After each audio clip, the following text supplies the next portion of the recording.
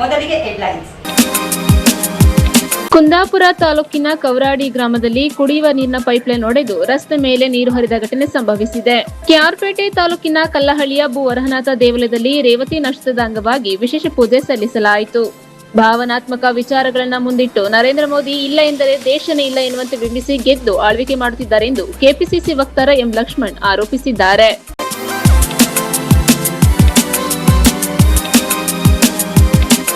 ಬೆಳಗಾವಿ ಜಿಲ್ಲೆಯ ಅಥಣಿ ತಾಲೂಕಿನ ಬೆಳ್ಳಗೆರೆ ಗ್ರಾಮದಲ್ಲಿ ಬಾಬಾ ಸಾಹೇಬ್ ಅಂಬೇಡ್ಕರ್ ಅವರ 135ನೇ ಜನ್ಮದಿನವನ್ನು ಆಚರಿಸಲಾಯಿತು. ಬೆಳಗಾವಿ ಜಿಲ್ಲೆಯ ಅಥಣಿ ತಾಲೂಕಿನ ಬಳ್ಳಿಗೇರಿ ಗ್ರಾಮದಲ್ಲಿ ಭಾರತ ರತ್ನ ಡಾಕ್ಟರ್ ಬಾಬಾ ಸಾಹೇಬ್ ಅಂಬೇಡ್ಕರ್ ಅವರ 135ನೇ ಜನ್ಮದಿನಾಚರಣೆಯನ್ನು ಅತ್ಯಂತ ಸಡಗರ ಮತ್ತು ಸಂಭ್ರಮದಿಂದ ಆಚರಿಸಲಾಯಿತು. ಗ್ರಾಮದ ಜನತೆ ಹಾಗೂ ಯುವಕ ಸಂಘಟನೆಗಳ ಆಶ್ರಯದಲ್ಲಿ ಹಮ್ಮಿಕೊಳ್ಳಲಾಗಿದ್ದ ಈ ಕಾರ್ಯಕ್ರಮವು ಸಂವಿಧಾನ ಶಿಲ್ಪಿಯ ವಿಚಾರಧಾರೆಗಳನ್ನು ಜನರಿಗೆ ತಲುಪಿಸುವ ವೇದಿಕೆಯಾಗಿ ಮಾರ್ಪಟ್ಟಿತ್ತು. ಬೆಳಗಿನಿಂದಲೇ ಗ್ರಾಮದಲ್ಲಿ ಹಬ್ಬದ ವಾತಾವರಣ ಮನೆ ಮಾಡಿದ್ದು ನೀಲಿ ಧ್ವಜಗಳು ಹಾಗೂ ಅಂಬೇಡ್ಕರ್ ಅವರ ಭಾವಚಿತ್ರಗಳಿಂದ ಇಡೀ ಗ್ರಾಮವು ಅಲಂಕೃತಗೊಂಡು ಸಂಭ್ರಮದ ಕಳೆಯನ್ನು ಹೆಚ್ಚಿಸಿತ್ತು. ಈ ಕಾರ್ಯಕ್ರಮಕ್ಕೆ ಮುಖ್ಯ ಅತಿಥಿಗಳಾಗಿ ಕೆಪಿಸಿಸಿ ಸಂಯೋಜಕರಾದ ಸನ್ಮಾನ್ಯ ಶ್ರೀ ರಜಾಕ್ ಡಿ ಮುಲ್ಲರ್ ಅವರು ಆಗಮಿಸಿದ್ದರು. ಬಾಬಾ ಸಾಹೇಬ್ ಅಂಬೇಡ್ಕರ್ ಅವರ ಭಾವಚಿತ್ರಕ್ಕೆ ಪುಷ್ಪಾರ್ಚನೆ ಮಾಡಿ ಭಾವಚಿತ್ರದ ಪೂಜೆಯನ್ನು ನೆರವೇರಿಸುವ ಮೂಲಕ ಕಾರ್ಯಕ್ರಮಕ್ಕೆ ವಿದ್ಯುಕ್ತವಾಗಿ ಚಾಲನೆ ನೀಡಿದರು. ಇದೇ ಸಂದರ್ಭದಲ್ಲಿ ಮಾತನಾಡಿದ ಅವರು, ಅಂಬೇಡ್ಕರ್ ಅವರ ಸಮಾನತೆ ತತ್ವಗಳು ಇಂದಿನ ಸಮಾಜಕ್ಕೆ ದಾರಿದೀಪವಾಗಿವೆ ಮತ್ತು ಪ್ರತಿಯೊಬ್ಬರೂ ಶಿಕ್ಷಣಕ್ಕೆ ಹೆಚ್ಚಿನ ಒತ್ತು ನೀಡುವ ಮೂಲಕ ಬಾಬಾ ಸಾಹೇಬರ ಕನಸನ್ನ ನನಸು ಮಾಡಬೇಕೆಂದು ಕರೆ ನೀಡಿದರು. ಕಾರ್ಯಕ್ರಮದ ಯಶಸ್ಸಿನಲ್ಲಿ ಗ್ರಾಮದ ಹಿರಿಯ ಹಾಗೂ ಪ್ರಮುಖರು ಸಕ್ರಿಯವಾಗಿ ಪಾಲ್ಗೊಂಡಿದ್ದರು. ವೇದಿಕೆ ಮೇಲೆ ಮಾದೇವೇಗೌಡ ಪಾಟೀಲ್, ಇನ್ನೋಸ್ ಬಾಲದಾರ್, ರಾಮಪ್ಪ ಹಾಲಳ್ಳಿ, ಯಂಕಪ್ಪ ಸನದಿ, ಕೃಷ್ಣ ದೊಡ್ಡಮನಿ, ಅಪ್ಪನಗೌಡ ಪಾಟೀಲ್, ನವೀನ್ ಮುಡಸಿ, ಶೈಲೇಶ್ ಕಾಂಬ್ಳೆ, ಅಶೋಕ್ ನಾಟಿಕಾರ್, ಶೇಖರ್ ಕಾಂಬ್ಳೆ ಮತ್ತು ಪ್ರಕಾಶ್ ಸಂಕಪಾಳ್ ಸೇರಿದಂತೆ ಗ್ರಾಮದ ಅನೇಕ ಗಣ್ಯರು ಉಪಸ್ಥಿತರಿದ್ದರು. ಇವರೆಲ್ಲರೂ ಅಂಬೇಡ್ಕರ್ ಅವರ ಭಾವಚಿತ್ರಕ್ಕೆ ಗೌರವ ಸಲ್ಲಿಸಿ ಗ್ರಾಮದ ಅಭಿವೃದ್ಧಿ ಹಾಗೂ ಸಾಮಾಜಿಕ ಸ್ವಾಸ್ಥ್ಯದ ಬಗ್ಗೆ ಚರ್ಚಿಸಿದರು. ಸ್ಥಳೀಯ ನಾಗರಿಕರು ಹಾಗೂ ಯುವಕರು ಹೆಚ್ಚಿನ ಸಂಖ್ಯೆಯಲ್ಲಿ ಸೇರಿ ಜನ್ಮದಿನವನ್ನ ಅರ್ಥಪೂರ್ಣವಾಗಿ ಸಂಪನ್ನಗೊಳಿಸಿದರು. ನ್ಯೂಸ್ ಸಂಗಮಕ್ಕಾಗಿ ಓಂ ಶ್ರೀಹನಿ, ಕುಶಾಲನಗರ. ಉಡುಪಿ ಜಿಲ್ಲೆಯ ಕುಂದಾಪುರ ತಾಲೂಕಿನ ಕಾವರಾಡಿ ಗ್ರಾಮದಲ್ಲಿ ಕುಡಿಯುವ ನೀರಿನ ಪೈಪ್ಲೈನ್ ಒಡೆದು ರಸ್ತೆ ಮೇಲೆ ನೀರು ಹರಿದು ಘಟನೆ ನಡೆದಿದೆ. ಉಡುಪಿ ಜಿಲ್ಲೆಯ ಬೈಂದೂರು ವಿಧಾನಸಭಾ ಕ್ಷೇತ್ರದ ಕುಂದಾಪುರ ತಾಲೂಕಿನ ಕಂಡ್ಲೂರು ಗ್ರಾಮ ಪಂಚಾಯಿತಿ ವ್ಯಾಪ್ತಿಯ ಕವರಾಡಿ ಗ್ರಾಮದ ವಾಲ್ತೂರು ಸಂಪರ್ಕಿಸುವ ಮುಖ್ಯ ರಸ್ತೆಯ ಹಕ್ಲುಬೆಟ್ಟು ಎಂಬಲ್ಲಿ ಕಳೆದ ಹಲವು ದಿನಗಳಿಂದ ಕುಡಿಯುವ ನೀರಿನ ಪೈಪ್ಲೈನ್ ಒಡೆದು ಹೋಗಿ ನೀರು ಪೋಲಾಗುತ್ತಿದೆ. ಇಲ್ಲಿಯ ತನಕ ಪಂಚಾಯತ್ ಅಧಿಕಾರಿಗಳು ಹಾಗೂ ಸಿಬ್ಬಂದಿಗಳು ಸ್ಪಂದಿಸದಿದ್ದ ಕಾರಣ ರಸ್ತೆ ಮೇಲೆ ನೀರು ಹರಿದು ಕೆರೆಯಾಗಿ ಪರಿಣಮಿಸಿದ ಘಟನೆ ಕವರಾಡಿ ಗೇರು ಪ್ಲಾಂಟೇಶನ್ ಹತ್ತಿರ ನಡೆದಿದೆ. ಹೌದು, ಕಳೆದ ಹಲವು ದಿನಗಳಿಂದ ಕುಡಿಯುವ ನೀರಿನ ಪೈಪ್ಲೈನ್ ಒಡೆದು ಹೋಗಿದ್ದು ಸಾಕಷ್ಟು ಪ್ರಮಾಣದಲ್ಲಿ ನೀರು ಪೋಲಾಗಿದೆ. ಬೈಂದೂರು ಹಾಗೂ ಕುಂದಾಪುರ ಕ್ಷೇತ್ರದ ಶಾಸಕರು ಕುಡಿಯುವ ನೀರಿನ ಬಗ್ಗೆ ದಿನದಿಂದ ದಿನಕ್ಕೆ ಅಧಿಕಾರಿಗಳ ಜೊತೆ ಸಭೆ ಮಾಡಿ ಕುಡಿಯುವ ನೀರಿನ ಬಗ್ಗೆ ಹೆಚ್ಚಿನ ಕಾಳಜಿ ವಹಿಸಲು ಟಾಸ್ಕ್ ಫೋರ್ಸ್ ಕಮಿಟಿ ಮಾಡಿ ಸಾರ್ವಜನಿಕರಿಗೆ ಕುಡಿಯುವ ನೀರಿಗೆ ಯಾವುದೇ ರೀತಿಯಲ್ಲಿ ತೊಂದರೆಯಾಗದಂತೆ ನೋಡಿಕೊಳ್ಳಬೇಕೆಂಬ ಆದೇಶ ಇದ್ದರೂ ಕೂಡ ಕವರಾಡಿ ಗ್ರಾಮ ಪಂಚಾಯಿತಿ ಅಧಿಕಾರಿಗಳು ಮಾತ್ರ ಕ್ಯಾರೆ ಎನ್ನದೆ ಶಾಸಕರ ಮಾತಿಗೆ ಕಿಮ್ಮತ್ತು ಬೆಲೆ ಕೊಡದೆ ಇದಕ್ಕೂ ನಮಗೂ ಯಾವುದೇ ಸಂಬಂಧ ಇಲ್ಲ ಎಂಬಂತೆ ವರ್ತಿಸುತ್ತಿರುವುದು ಮೇಲ್ನೋಟಕ್ಕೆ ಸಾಬೀತಾಗಿದೆ. ನ್ಯೂಸ್ ಸಂಗಮಕ್ಕಾಗಿ ಅರುಣ್ ಭಟ್, ಕಾರ್ಕಳ. ಕೆಆರ್ಪೇಟೆ ತಾಲೂಕಿನ ಕಲ್ಲಹಳ್ಳಿಯ ಭೂ ವರಹನಾಥ ದೇವಾಲಯದಲ್ಲಿ ರೇವತಿ ನಕ್ಷತ್ರದ ಅಂಗವಾಗಿ ವಿಶೇಷ ಪೂಜೆ ಸಲ್ಲಿಸಲಾಯಿತು. ಕೆಆರ್ಪೇಟೆ ತಾಲೂಕಿನ ಪುರಾಣ ಪ್ರಸಿದ್ಧ ಪುಣ್ಯಕ್ಷೇತ್ರ ಭೂವೈಕುಂಠವೆಂದೇ ಪ್ರಖ್ಯಾತವಾಗಿರುವ ಭೂದೇವಿ ಸಮೇತ ಶ್ರೀ ಲಕ್ಷ್ಮೀ ವರಹನಾಥ ಕ್ಷೇತ್ರವಾದ ವರಹನಾಥ ಕಲ್ಲಹಳ್ಳಿಯಲ್ಲಿ ರೇವತಿ ನಕ್ಷತ್ರದ ಶುಭ ದಿನದ ಅಂಗವಾಗಿ ಕ್ಷೇತ್ರಕ್ಕೆ ಭಕ್ತ ಸಾಗರವೇ ಹರಿದು ಬಂದಿತ್ತು. ರಾಜ್ಯದ ಮಾಜಿ ನಗರಾಭಿವೃದ್ಧಿ ಸಚಿವ ಭೈರತಿ ಬಸವರಾಜ್ ಅವರು ಭೂ ವರಹನಾಥ ಸ್ವಾಮಿಗೆ ವಿಶೇಷ ಪೂಜೆ ಸಲ್ಲಿಸಿ ಲೋಕ ಕಲ್ಯಾಣಾರ್ಥವಾಗಿ ಪ್ರಾರ್ಥಿಸಿದರು. 1,000 ಲೀಟರ್ ಹಾಲು, 500 ಲೀಟರ್ ಎಳನೀರು, 500 ಲೀಟರ್ ಕಬ್ಬಿನ ಹಾಲು, ಹಸಿರಿನ ತುಪ್ಪ, ಮೊಸರು, ಜೇನು, ಸುಗಂಧ ದ್ರವ್ಯಗಳು ಸೇರಿದಂತೆ 58 ಬಗೆಯ ವಿವಿಧ ಪುಷ್ಪಗಳಿಂದ ಪುಷ್ಪಾಭಿಷೇಕ ನಡೆಸಿ ವರಹನಾಥ ಸ್ವಾಮಿಗೆ ಪಟ್ಟಾಭಿಷೇಕ ಮಾಡಿ ಶ್ರೀನಿವಾಸ ಕಲ್ಯಾಣೋತ್ಸವ ನಡೆಸಿ ಸಂಭ್ರಮಿಸಲಾಯಿತು. ಮೈಸೂರಿನ ಪರಕಾಲ ಮಠದ ನೇತೃತ್ವದಲ್ಲಿ ನಡೆಯುತ್ತಿರುವ ದೇವಾಲಯದ ಅಭಿವೃದ್ಧಿ ಕಾಮಗಾರಿಯ ಉಸ್ತುವಾರಿಯನ್ನ ಶ್ರೀನಿವಾಸ ರಾಘವನ್ ಅವರು ವಹಿಸಿದ್ದಾರೆ. ದೇವಾಲಯದ ಅಭಿವೃದ್ಧಿ ವಿಚಾರದಲ್ಲಿ ನಾನು ಸದಾ ಅವರೊಂದಿಗೆ ಸಂಪೂರ್ಣ ಸಹಕಾರ ನೀಡುವೆ ಎಂದು ಭೈರತಿ ಬಸವರಾಜ್ ತಿಳಿಸಿದರು. ಇದೇ ಸಂದರ್ಭದಲ್ಲಿ ಮಾತನಾಡಿದ ದೇವಾಲಯ ವ್ಯವಸ್ಥಾಪನಾ ಸಮಿತಿ ಸಂಚಾಲಕ ಡಾಕ್ಟರ್ ಶ್ರೀನಿವಾಸ ರಾಘವನ್, ಭೂ ವರಹನಾಥ ಕ್ಷೇತ್ರದ ಅಭಿವೃದ್ಧಿ ಕೆಲಸ ಕಾರ್ಯಗಳು ಸಂಪೂರ್ಣವಾಗಿ ಭಕ್ತರ ಸಹಕಾರ ಹಾಗೂ ನೆರವಿನಿಂದ ನಡೆಯುತ್ತಿದೆ. ಇನ್ನು 2 ವರ್ಷಗಳಲ್ಲಿ ದೇವಾಲಯದ ನಿರ್ಮಾಣವನ್ನು ಸಂಪೂರ್ಣಗೊಳಿಸಿ ಲೋಕಾರ್ಪಣೆ ಮಾಡಲು ಪರಕಾಲ ಸ್ವಾಮಿಗಳು ಸಂಕಲ್ಪ ಮಾಡಿದ್ದಾರೆ. ಶ್ರೀಮಠದ ಆಶಯಗಳಿಗೆ ಪೂರಕವಾಗಿ ಭಕ್ತರು ಕೂಡ ಸಹಕಾರ ನೀಡುತ್ತಿರುವುದರಿಂದ ದೇವಾಲಯದ ನಿರ್ಮಾಣ ಕಾರ್ಯವು ಶರವೇಗದಲ್ಲಿ ನಡೆಯುತ್ತಿದೆ. ಮೇ 14ರಂದು ವರಹ ಜಯಂತಿ ಇರುವುದರಿಂದ ಶ್ರೀ ಕ್ಷೇತ್ರದಲ್ಲಿ ವಿಶೇಷವಾದ ಪೂಜೆ ಪುರಸ್ಕಾರಗಳು, ಶ್ರೀ ಕ್ಷೇತ್ರಕ್ಕೆ ಆಗಮಿಸುವ ಭಕ್ತರಿಗೆ ಪ್ರಸಾದ ವಿನಿಯೋಗ ಕಾರ್ಯಕ್ರಮಗಳಿಂದ ಕೂಡಿರುತ್ತದೆ. ಆದ್ದರಿಂದ ಭಕ್ತಾದಿಗಳು ವರಹ ಜಯಂತಿ ಕಾರ್ಯಕ್ರಮದಲ್ಲಿ ಹೆಚ್ಚಿನ ಸಂಖ್ಯೆಯಲ್ಲಿ ಭಾಗವಹಿಸಬೇಕೆಂದು ಮನವಿ ಮಾಡಿದರು.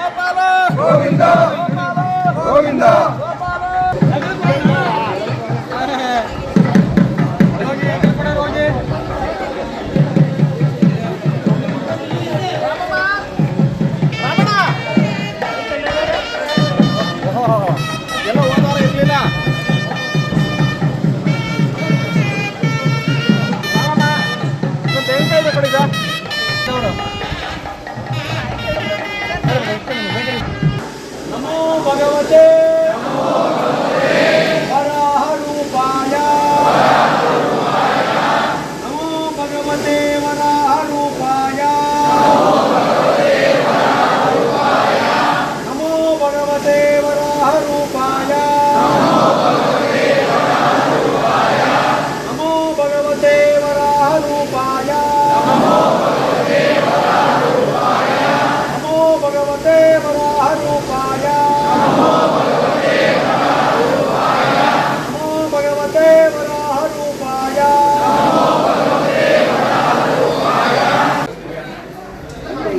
ರೇವತಿ ನಕ್ಷತ್ರದ ಅಭಿಷೇಕ ಭಗವಂತನಿಗೆ ಪಟ್ಟಾಭಿಷೇಕ ಮಾಡಿದ್ದಾರೆ ಎಲ್ಲರೂ ಸೇರಿ. ಭಗವಂತನಾದ ಭೂವರಾಹ ಸ್ವಾಮಿಗೆ 1000 ಲೀಟರ್ ಹಾಲು, ಕಬ್ಬಿನ ಹಾಲು, ಜೇನುತುಪ್ಪ ಹಾಗೂ 56 ಬಗೆ ವಿವಿಧ ಹೂಗಳಿಂದ ಭಗವಂತನಿಗೆ ಪಟ್ಟಾಭಿಷೇಕ ಮಾಡಲಾಗಿದೆ. ಸಹಸ್ರಾರು ಜನ ಬಂದು ಇವತ್ತು ಅಭಿಷೇಕದಲ್ಲಿ ಪಾಲ್ಗೊಂಡಿದ್ದಾರೆ. ಮತ್ತು ಮುಂದಿನ ತಿಂಗಳು ವರಾಹ ಜಯಂತಿ ಇದೆ, 14ನೇ ತಾರೀಕು. ಎಲ್ಲರೂ ಬರ್ತಾರೆ. ಈಗಾಗಲೇ 2ನೇ ಪ್ರಾಕಾರ ಮುಗಿತಾ ಇದೆ, 3ನೇ ಪ್ರಾಕಾರ ಪ್ರಾರಂಭ ಆಗುತ್ತೆ. ಸುಮಾರು 186 ಕಾಲು ಮಂಟಪ ಅದು ಪ್ರಾರಂಭ ಆಗುತ್ತೆ. ಅದರಲ್ಲಿ ಇದು ಇಲ್ಲಿ ತನಕ 4 ರಾಜಗೋಪುರಗಳ ಪೈಕಿ ಒಂದು ರೆಡಿಯಾಗಿದೆ. 28 ಅಡಿ ರಾಜಗೋಪುರ. ಇಂಥವು 3 ಬರ್ತದೆ. ಮುಂದುಗಡೆದು ಪೂರ್ವದ್ದು 56 ಅಡಿ ರಾಜಗೋಪುರ. ಇದೆಲ್ಲವನ್ನು ಇನ್ನೊಂದು 3-4 ತಿಂಗಳಲ್ಲಿ ಮುಗಿಸತಕ್ಕಂಥ ಒಂದು ಸಂಕಲ್ಪವನ್ನು ಸ್ವಾಮಿಗಳು ಮಾಡಿದ್ದಾರೆ, ಪರಕಾಲ ಸ್ವಾಮಿಗಳು.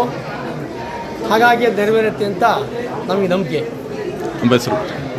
ತಮ್ಮ ಹೆಸರು? Srinivasa Raghavan, Parakala Swami Matha, Bhuvaraha Swami temple trust, Paranath Kallahalli. News ಸಂಗಮಕ್ಕಾಗಿ ಡಾಕ್ಟರ್ ಕೆಆರ್ ನೀಲಕಂಠ, ಕೆಆರ್ಪೇಟೆ. ಭಾವನಾತ್ಮಕ ವಿಚಾರಗಳನ್ನು ಮುಂದಿಟ್ಟು ನರೇಂದ್ರ ಮೋದಿ ಇಲ್ಲ ಎಂದರೆ ಈ ದೇಶನೇ ಇಲ್ಲ ಎನ್ನುವಂತೆ ಬಿಂಬಿಸಿ ಗೆದ್ದು ಆಳ್ವಿಕೆ ಮಾಡುತ್ತಿದ್ದಾರೆ ಎಂದು ಕೆಪಿಸಿಸಿ ವಕ್ತಾರ ಎಂ ಲಕ್ಷ್ಮಣ ಆರೋಪಿಸಿದ್ದಾರೆ. ಕೆಪಿಸಿಸಿ ವಕ್ತಾರ ಎಂ ಲಕ್ಷ್ಮಣ್ ಸುದ್ದಿಗೋಷ್ಠಿ ನಡೆಸಿ ಕ್ಷೇತ್ರ ಮರು ವಿಂಗಡಣೆಗೆ ಮುಂದಾಗಿರುವ ಕೇಂದ್ರ ಸರ್ಕಾರದ ನಿಲುವು ಕುರಿತು ಮಾತನಾಡಿದ್ದಾರೆ. ಕೇಂದ್ರ ಸರ್ಕಾರ 2014ರಿಂದ ಇಲ್ಲಿಯವರೆಗೆ ಬರೀ ಸುಳ್ಳು ಹೇಳಿ ಗೆದ್ದು ಅಧಿಕಾರಕ್ಕೆ ಬಂದಿದೆ. ಆಕಾಶವನ್ನ ಅಂಗೈನಲ್ಲಿ ತೋರಿಸಿ ಚುನಾವಣೆ ಗೆದ್ದಿದ್ದಾರೆ. ಭಾವನಾತ್ಮಕ ವಿಚಾರಗಳನ್ನ ಮುಂದಿಟ್ಟು ನರೇಂದ್ರ ಮೋದಿ ಇಲ್ಲ ಎಂದರೆ ಈ ದೇಶನೇ ಇಲ್ಲ ಎನ್ನುವಂತೆ ಬಿಂಬಿಸಿ ಗೆದ್ದು ಆಳ್ವಿಕೆ ಮಾಡುತ್ತಿದ್ದಾರೆ. ಪ್ರತಿ ಬಾರಿ ಒಂದಲ್ಲ ಒಂದು ರೀತಿಯ ವಿಚಾರ ಬಿಂಬಿಸಿ ಚುನಾವಣೆಯಲ್ಲಿ ಗೆದ್ದು ಬಂದಿದ್ದಾರೆ. ಮಹಿಳಾ ಮೀಸಲಾತಿ ಬಿಲ್ ಅನ್ನ ಇವರು ಖಂಡಿತ ತರಲ್ಲ. ಇದು 2029ಕ್ಕೆ ಚುನಾವಣೆಯ ಗಿಮಿಕ್. ಇದರ ಜೊತೆಗೆ ಡಿಲಿಮಿಟೇಷನ್ ಚರ್ಚೆ ನಡೆಯುತ್ತಿದೆ. ಮಹಿಳಾ ಮೀಸಲಾತಿ ಬಿಲ್ ಮೊದಲು ಜಾರಿಗೆ ತಂದದ್ದು ಕಾಂಗ್ರೆಸ್. 1998, 99, 2003 ಪ್ರಯತ್ನದಿಂದ 2023ರಲ್ಲಿ ಬಿಲ್ ಪಾಸ್ ಆಗಿದೆ. ಈಗಿನ 2026ರಲ್ಲಿ ಮಹಿಳಾ ಮೀಸಲಾತಿ ಬಗ್ಗೆ ದೊಡ್ಡ ಚರ್ಚೆ ಮಾಡುತ್ತಿದ್ದಾರೆ. ಮಹಿಳಾ ಮೀಸಲಾತಿ ಜಾರಿ ಮಾಡಿ ನಮ್ಮ ಆಕ್ಷೇಪ ಇಲ್ಲ, ಡಿಲಿಮಿಟೇಷನ್ ಮಾಡಲು ನಮ್ಮ ವಿರೋಧ ಇದೆ ಎಂದು ಆಕ್ರೋಶ ವ್ಯಕ್ತಪಡಿಸಿದ್ದಾರೆ. ನಮಸ್ಕಾರ. ಇವತ್ತಿನ ಪತ್ರಿಕಾಗೋಷ್ಠಿಯ ಉದ್ದೇಶ ಏನು ಅನ್ನುವಂಥದ್ದು ನಮ್ಮ ಅಧ್ಯಕ್ಷರು ಆರ್ ಮೂರ್ತಿಯವರು ತಮಗೆ ವಿವರಣೆಯನ್ನು ಕೊಟ್ಟಿದ್ದಾರೆ. ಕೇಂದ್ರ ಸರ್ಕಾರ 2014ರಿಂದ ಬರೀ ಸುಳ್ಳುಗಳನ್ನು ಹೇಳಿ ಜನಗಳನ್ನು ದಿಕ್ಕು ತಪ್ಪಿಸಿ 3 ಚುನಾವಣೆಗಳನ್ನು ಪಾರ್ಲಿಮೆಂಟ್ ಚುನಾವಣೆಗಳನ್ನು ಗೆದ್ದಿದ್ದಾರೆ. 2014ರಲ್ಲಿ ಇಡೀ ದೇಶಾದ್ಯಂತ ಭಾಷಣಗಳನ್ನು ಮಾಡಿ ನಮ್ಮ ವಿಶ್ವಗುರುರವರು ಯುವಕರಿಗೆ 2 ಕೋಟಿ ಉದ್ಯೋಗ ಸೃಷ್ಟಿ ಮಾಡ್ತೀವಿ, 15 ಲಕ್ಷ ಬ್ಲಾಕ್ ಮನಿ ಹೊರಗಡೆ ಇರುವಂಥ ತಂದು ಪ್ರತಿಯೊಬ್ಬೊಬ್ಬರ ಅಕೌಂಟ್ಗೆ ಹಾಕ್ತೀವಿ ಅಂತ ಹೇಳಿ ಆಕಾಶವನ್ನು ಅಂಗೈನಲ್ಲಿ ತೋರಿಸಿ ಚುನಾವಣೆನ ಗೆದ್ದರು. 2019ರಲ್ಲಿ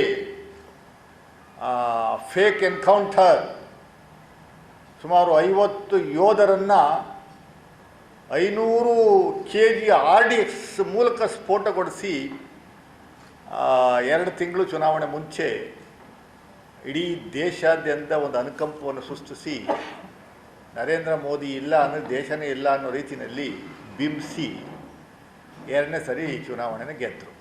2024ರಲ್ಲಿ ದೇಶದ ಹಣೆ ಬರವನ್ನೇ ಜನಗಳ ಹಣೆ ಬರವನ್ನು ಚೇಂಜ್ ಮಾಡ್ತೀವಿ, ಸಂವಿಧಾನ ಚೇಂಜ್ ಮಾಡ್ತೀವಿ ಅಂತ ಹೇಳ್ಕೊಂಡು ಹೋದ್ರು. ಅದು ಬ್ಯಾಕ್ ಫೈರ್ ಆಯಿತು.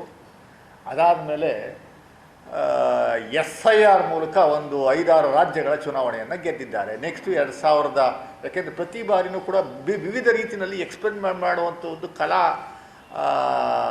ವಿದ್ಯೆ BJPಯವರಿಗೆ RSSನವರಿಗೆ ಕರಗತ ಆಗಿರುವಂಥದ್ದು ಭಾಳ ಸ್ಪಷ್ಟವಾಗಿದೆ.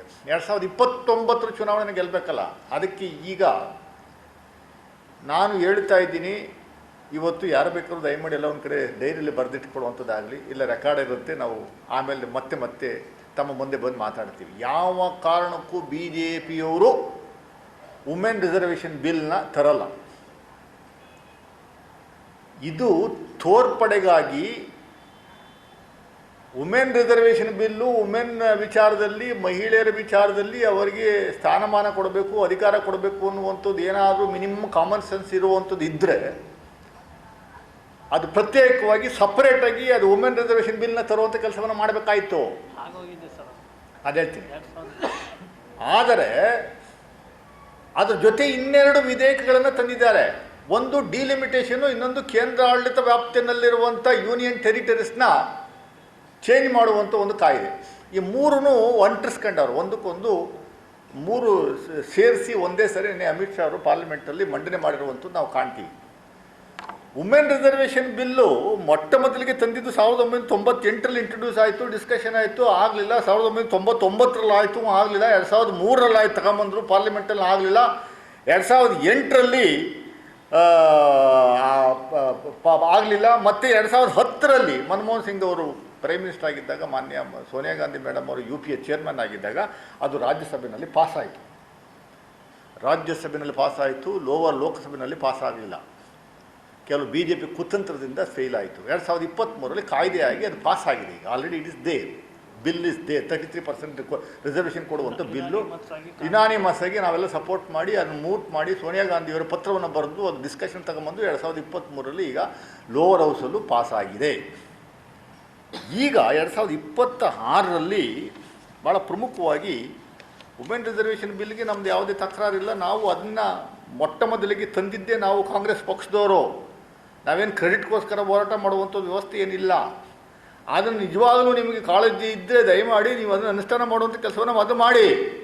ನಮ್ಮದು ತಕರಾರು ಇರುವಂಥದ್ದು ವಿರೋಧ ಪಕ್ಷದವರು, ಕಾಂಗ್ರೆಸ್ ನೇತೃತ್ವದ MP ಗಳದ್ದು ಮತ್ತು ಇಂಡಿಯಾ ಒಕ್ಕೂಟದ ಫೆಡರಲಿಸ್ಟ್ ಸಿಸ್ಟಮ್ ಏನು ನಮ್ಮದೊಂದಿದೆ, ಅವರ ಆಕ್ಷೇಪಣೆ ಇರುವಂಥದ್ದು ಏನು ಅಂತಂದರೆ ಡಿಲಿಮಿಟೇಷನ್ ವಿಚಾರದಲ್ಲಿ ನೀವು ಸದರ್ನ್ ಸ್ಟೇಟ್ಸ್ಗೆ ಬಹಳ ಅನ್ಯಾಯ ಮಾಡ್ತಾ ಇದ್ದೀರಿ ಅನ್ನುವಂಥದ್ದು ಅಷ್ಟೇ ಉದ್ದೇಶ. ಅದರ ಬಗ್ಗೆ ದೀರ್ಘಾವಧಿಯಾಗಿ ಚರ್ಚೆ ಆಗಬೇಕು ಅನ್ನುವಂಥದ್ದು.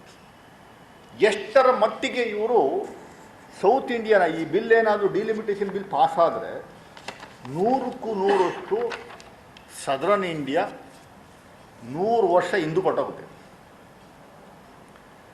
543 ಇರುವಂಥ ಸಂಖ್ಯೆ MP ಗಳ ಸಂಖ್ಯೆಯನ್ನು 50% ನಾವು ಜಾಸ್ತಿ ಮಾಡ್ತಾ ಇದ್ದೀವಿ ಅಂತ ನಿನ್ನೆ ಘೋಷಣೆ ಮಾಡಿದ್ದಾರೆ ಅಮಿತ್ ಶಾ ಅವರು. ಡಿಲಿಮಿಟೇಷನ್ ಬಿಲ್ ಕಾಪಿನ 5 ಪೇಜ್ದು ಪ್ರತಿ MP ಗಳಿಗೆ ಕೊಟ್ಟಿದ್ದಾರೆ. ನೋಡಿ, ನನಗೂ ಕಾಪಿ ಹತ್ರ ಇದೆ, ನಮ್ಮ MP ಗಳ ಹತ್ರ ನಾನು ಇಸ್ಕೊಂಡಿದ್ದೀನಿ. 5 ಪೇಜ್. ಇದರಲ್ಲಿ ಇರುವಂಥದ್ದೇ ಬೇರೆ, ಪಾರ್ಲಿಮೆಂಟಲ್ಲಿ ಕೊಟ್ಟಿರುವಂಥ ಹೇಳಿಕೆಯೇ ಬೇರೆ. 50% ಜಾಸ್ತಿ ಆಗುತ್ತೆ ಅಂದರೆ 543 ಸೀಟ್ಗೆ 50% ಜಾಸ್ತಿ ಆಯಿತು ಅಂದರೆ 270 ಚಿಲ್ಲರೆ ಜಾಸ್ತಿ ಆಗುತ್ತೆ. ಒಟ್ಟು 850 MP ಮಾಡಬೇಕು ಅನ್ನುವಂಥ ಉದ್ದೇಶ ನಮ್ಮಲ್ಲಿದೆ ಅಂತ ಅವ್ರು BJP ಹೇಳ್ಕೊಂಡಿದ್ದಾರೆ. ನೀವು 50% ಜಾಸ್ತಿ ಆಗುತ್ತೆ ಅಂದರೆ ಕರ್ನಾಟಕದಲ್ಲಿ 28 MP ಅದು ಜಾಸ್ತಿ ಆಗಬೇಕಾಗಿರುವಂಥದ್ದು ಎಷ್ಟು? 50% ಜಾಸ್ತಿ ಅಂದರೆ 14 MP ಜಾಸ್ತಿ ಆಗುತ್ತೆ. ಅವರು ಪಟ್ಟಿ ಕೊಟ್ಟಿದ್ದಾರೆ ಇಲ್ಲಿ, ಯಾವ್ಯಾವ ಸ್ಟೇಟ್ಗೆ ಎಷ್ಟೆಷ್ಟಾಗುತ್ತೆ ಅನ್ನುವಂಥದ್ದು ಪಟ್ಟಿಯನ್ನು ಇಲ್ಲಿ ಭಾಳ ಸ್ಪಷ್ಟವಾಗಿ ಕೊಟ್ಟಿದ್ದಾರೆ. ನಮ್ಮ ರಾಜ್ಯಕ್ಕೆ ನೆಕ್ಸ್ಟು 2029 ಚುನಾವಣೆಗೆ 41 MP ಆಗುತ್ತೆ. ಅದು ಒಂದು ಕಮ್ಮಿ ಇದೆ, 50% ಇಲ್ಲ. 50% ಜಾಸ್ತಿ ಆಗುತ್ತೆ ಅನ್ನುವಂಥದ್ದಿದ್ದರೆ, ನಿಮ್ಮ ಮಾತಿನಲ್ಲಿ ಸತ್ಯವದಿದ್ದರೆ, ಪಾರ್ಲಿಮೆಂಟ್ ಅನ್ನುವುದು ಇಟ್ಸ್ ಎ ಟೆಂಪಲ್, ಅಲ್ಲಿ ಸುಳ್ಳು ಹೇಳಬಾರ್ದು. ಅಮಿತ್ ಶಾ ಅವ್ರಿಗೆ ಎಷ್ಟರ ಮಟ್ಟಿಗೆ ತಲೆ ಮೇಲೆ ನೆತ್ತಿ ಮೇಲೆ ಹೊಡೆದಂಗೆ ನರೇಂದ್ರ ಮೋದಿ ಅವರು ಇಬ್ಬರು ಸೇರ್ಕೊಂಡು ಸುಳ್ಳು ಹೇಳ್ತಾರೆ ಅನ್ನುವಂಥದ್ದಕ್ಕೆ ಇದೇ ಸಾಕ್ಷಿ. ಇಲ್ಲಿ ಕರ್ನಾಟಕಕ್ಕೆ ಓಕೆ, ಕರ್ನಾಟಕ BJP ಅಸ್ತಿತ್ವ ಇದೆ ಅಂತ ಕರ್ನಾಟಕನೇ ಡಿಸ್ಟರ್ಬ್ ಮಾಡಿಲ್ಲ. 1971 ಸೆನ್ಸಸ್ ಪ್ರಕಾರ ಒಂದು MP ಕ್ಷೇತ್ರವನ್ನು ಗುರುತಿಸ್ಬೇಕು ಅಂದರೆ 10 ಲಕ್ಷ ಪಾಪ್ಯುಲೇಷನ್ ತಗೊಂಡಿದ್ದಾರೆ.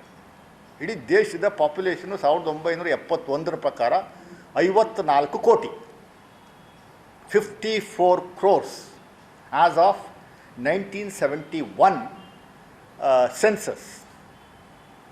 54 ಕೋಟಿಗೆ ಒಂದು MP ಕ್ಷೇತ್ರದ ಪಾಪ್ಯುಲೇಷನ್, ವೋಟರ್ ಸಂಖ್ಯೆ ಅಲ್ಲ, ಪಾಪ್ಯುಲೇಷನ್ 10 ಲಕ್ಷ ಮಾನದಂಡ ತಗೊಂಡಿದ್ರು. ಅದ್ರ ಪ್ರಕಾರ 543 ಸೀಟ್ ಆಗಿದೆ. ಈಗ 2011 ಪಾಪ್ಯುಲೇಷನ್ ನಾವು ತಗೋತೀವಿ ಅಂತ ನೀವು ಹೇಳಿದ್ದೀರಿ. 2011 ಪಾಪ್ಯುಲೇಷನ್ ಪ್ರಕಾರ ಇಡೀ ದೇಶದ ಪಾಪ್ಯುಲೇಷನ್ 2011 ಪ್ರಕಾರ 121 ಕೋಟಿ. 121 ಕೋಟಿಗೆ ಮಾನದಂಡವಾಗಿ ನೀವು ಫಿಕ್ಸ್ ಮಾಡಿರುವಂಥದ್ದು 14,25,000 ಒಂದು MP ಕ್ಷೇತ್ರದ ಪಾಪ್ಯುಲೇಷನ್, ಜನಸಂಖ್ಯೆ, ಮತದಾರರ ಸಂಖ್ಯೆ ಅಲ್ಲ, ಜನಸಂಖ್ಯೆ. 14.25 lakh ಫಿಕ್ಸ್ ಮಾಡ್ಕೊಂಡಿದ್ದೀರಿ ನೀವೇ.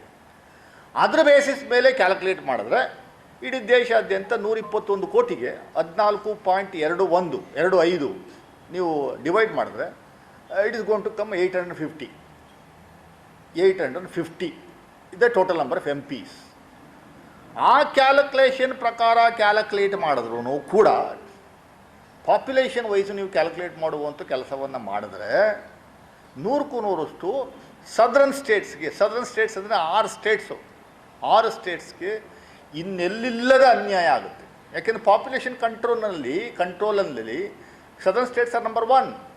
ದ ಟೋಟಲ್ ಪಾಪ್ಯುಲೇಷನ್ ಶೇಕಡಾವಾರು percentage of increase in population since 1971 in southern states is 135%.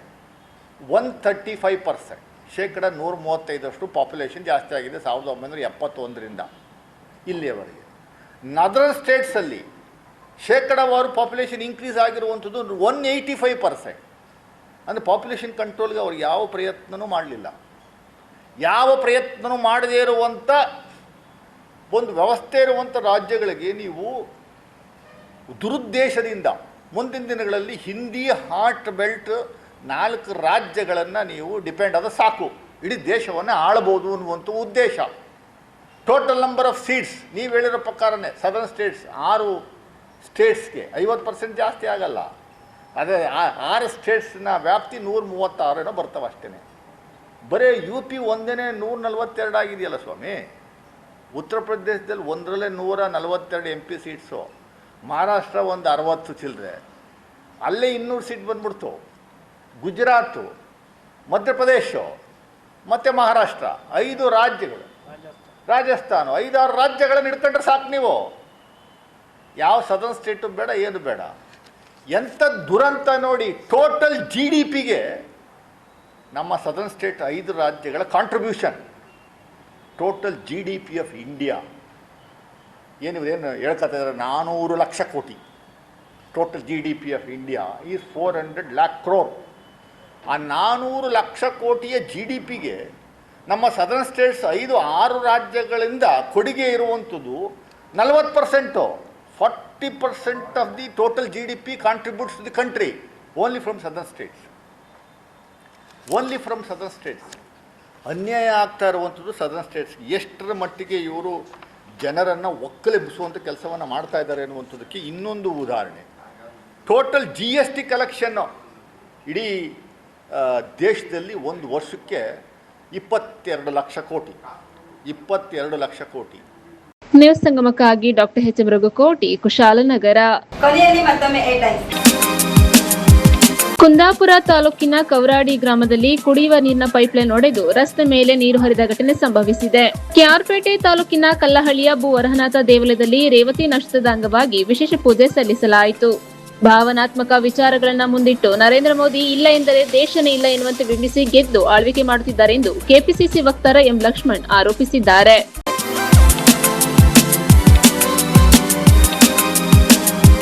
ಇಲ್ಲಿಗೆ ನ್ಯೂಸ್ ಸಂಗಮ ಮುಕ್ತಾಯವಾಯಿತು. ಸುದ್ದಿ, ಮಾಹಿತಿ, ಮನೋರಂಜನೆಗಾಗಿ ನೋಡ್ತಾ ಇರಿ ಸಂಗಮ ಟಿವಿ. ವಂದನೆಗಳೊಂದಿಗೆ ಮಂಜು ಬೈಕುಪ್ಪ.